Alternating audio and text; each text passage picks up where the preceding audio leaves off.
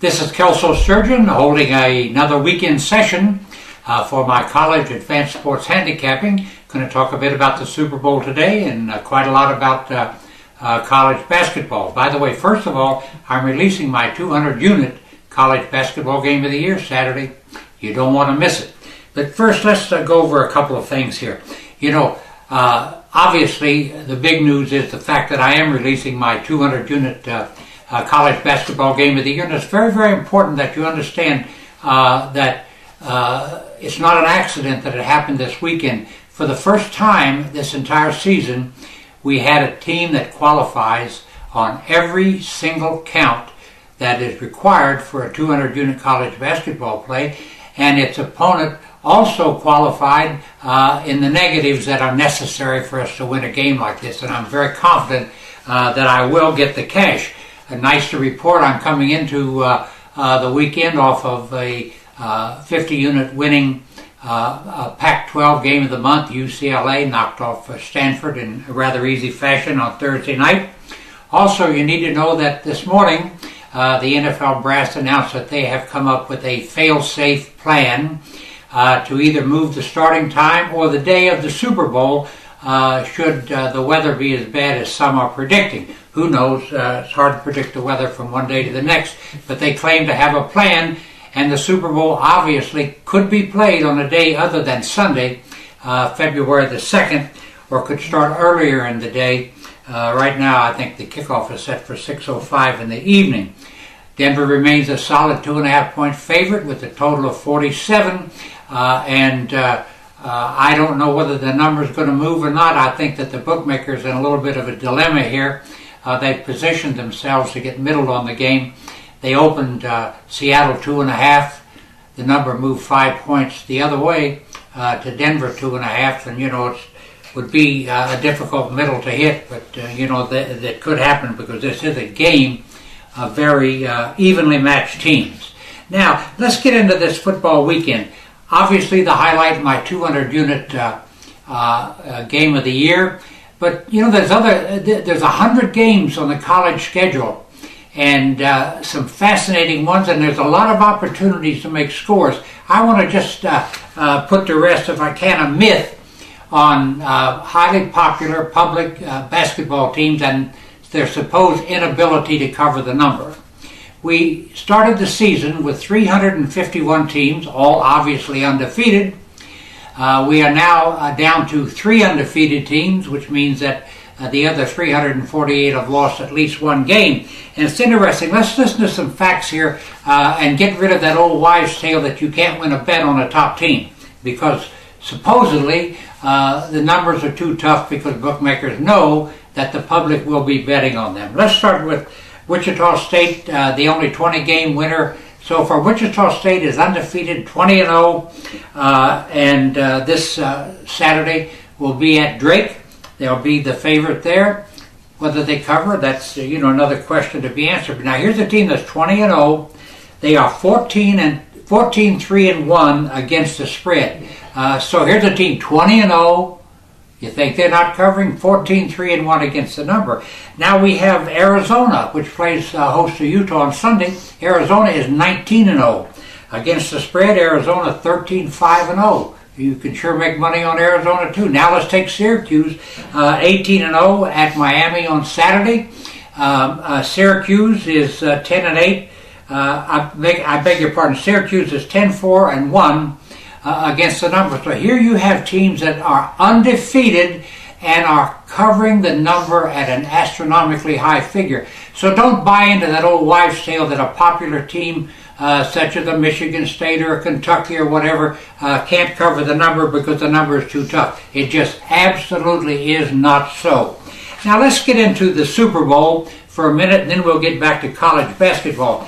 At this time of the year, I always like to bring up what I don't like about the NFL, which there are many things, but highlight of the list is the fact that, do you realize that it is illegal to have a Super Bowl party and call it that if you don't pay the National Football League for the right to do that? I don't know what the fees are. In Las Vegas, the fees are so high that nobody in this town is permitted to call the game the Super Bowl. They refer to it as the big game, and 350,000 people come to town to watch the big game, to take in the big game parties, to bet on the big game, but it's not the Super Bowl in Las Vegas. And if you're trying to make a Super Bowl party in your home, I want you to know you're breaking the law. You maybe should call it the big game too. The NFL in recent seasons has shut down Super Bowl parties being conducted in churches to raise money and whatever. And I can tell you right now that the NFL is by far exceeding professional soccer, exceeding the excesses of the Olympic Games in the manner of greed. The NFL wants every single nickel it can squeeze out of anybody. This is not a game, the Super Bowl, that belongs to the common man. Let me explain something to you. You know, the highest price luxury box for the Super Bowl at MetLife Stadium a week from Sunday is $1,019,000. That's what the luxury box will cost you at the Super Bowl at the top of the level. The average luxury box at the Super Bowl is selling for $500,000. Now, if that weren't bad enough, you know, seats that were priced at $800 and $850 are going for just over $2,000 on the internet. The average price being asked for a ticket on the internet is $4,015. The most expensive non-suite, now this is a seat that's outside, $27,000. And as crazy as it is, these people are getting these prices. This game does not belong to the public, and I hate that fact. And the fact that the NFL puts its thumb in our eye by not permitting us to have Super Bowl parties legally is an absolute crime and just shows the greed. Another thing that I think somebody should start a campaign on as far as the NFL goes, the NFL is a non-profit for charity corporation, which means it pays absolutely no income tax.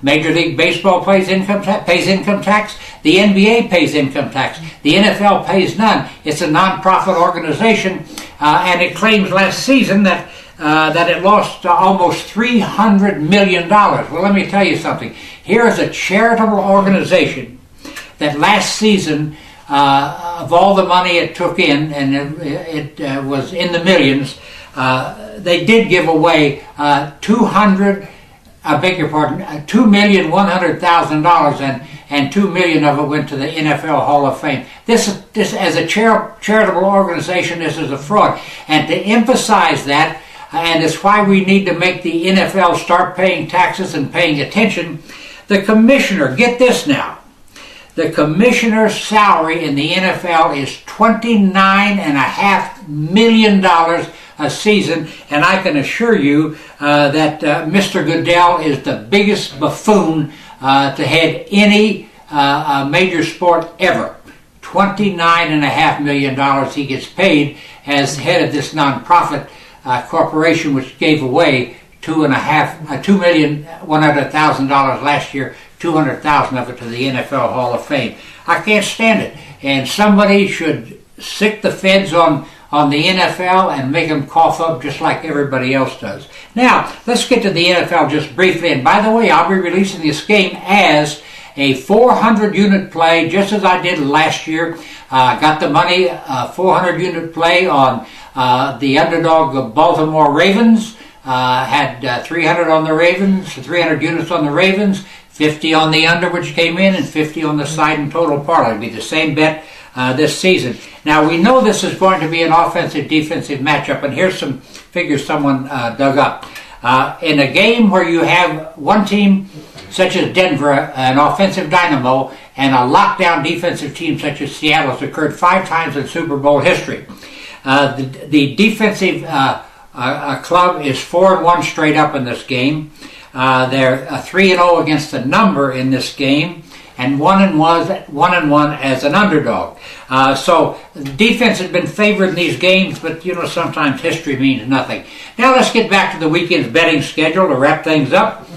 The 200 college basketball game of the year goes Saturday. Intend to get the cash. Now, I've listed on this website the 10 requirements to qualify as a 200-unit play for this game. I think you'll find them all interesting and quite supportive of the fact that a team meets these requirements and its opponent meets its requirements. We're sitting on a perfect storm of a knockout college basketball win, and I intend to do that. My 200-unit college basketball game of the year available on this website and toll free at 1-800-755-2255. Also on Saturday, my Best Bets Club players who've been winning all week long, going for another 3-0 day, highlighted by another underdog to win, just as Illinois did in covering last night.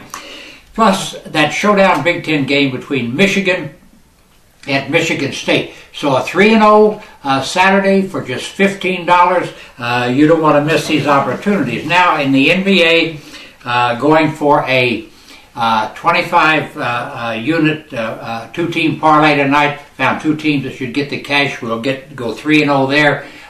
Two 10-unit plays, a 5-unit parlay at odds of 13-5 on Sunday. A 25-unit NBA showdown game of the week. We have the San Antonio Spurs at the Miami Heat on national television. 25-unit play there. A 50-unit college upset. And man, have I got an upset for you. You know, I've been winning with a lot of underdogs straight up this season, and this is going to be another one. So a 50-unit college underdog on Sunday. Take down all the cash there. And then my Best Bets Club going for two more knockout winners. That's the complete schedule for the weekend. The highlight being my 200-unit college basketball game of the year. I wish you good luck for the week. I appreciate very much you tuning in. Let's go get the money.